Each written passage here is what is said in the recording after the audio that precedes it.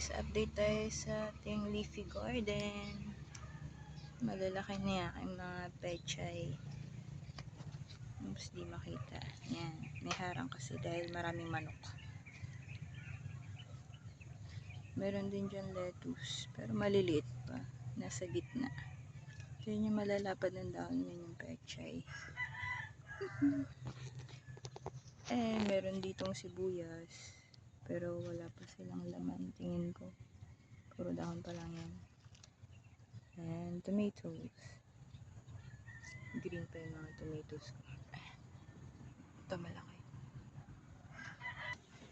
Dito naman sa bed na to, nandito yung mga carrots. Maliliit pa sila. Yan, gandun sa dulo, carrots yan. And ito is baggy beans. Paakyat na sila sa taas. And then, meron din akong talbos ng kamote. Then, sa area na to, nandito yung mga kamatis. Yung iba, may mahihinog na. Yan. Hanggang dun. Ilang puno lang yan. Kasi yung iba namatay.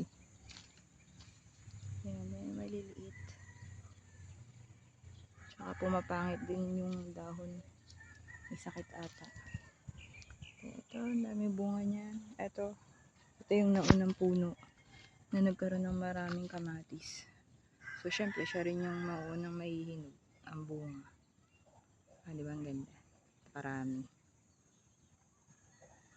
Picturean ko lang. Then ito, beans din ulit. Then tomatoes. Beans. Tomatoes. Yan, ang ganda. Maraming kamatis. Then this bed, ito naman yung eggplant. 5 puno lang siya. Malalaki na rin siya ngayon. And then yung isang bed, ito yung mga mani. Or peanut. Hindi pa sabay-sabay tumubo. Maliliit pa sila.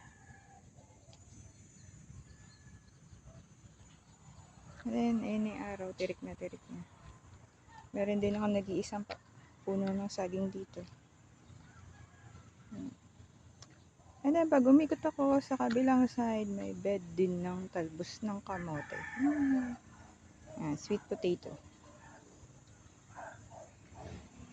Ayun lang.